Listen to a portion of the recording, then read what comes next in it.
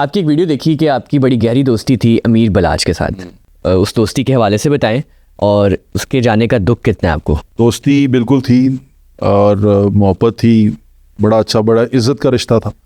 जाने का दुख बिल्कुल है, जितना उसकी फैमिली को है उतना ही दुख है। बड़ा बड़ा जुल्म हुआ, वैसा नहीं होना चाहिए था। लेकिन मैं फिर दोबारा मैं सुलह पे यकीन रखता हूँ। ठीक है, मैं आपको जब बात बताऊँ, दूसरी तरफ भी नुकसान जो हो गया वो हो गया, अब सुलह की तरफ आना चाहिए। मैं कि मैंने जिस तरह शुरू में मेरी जो सोच है वो यही है कि इकट्ठा करना चाहिए। ये दोनों आपने कोशिश की थी इकट्ठा करने की?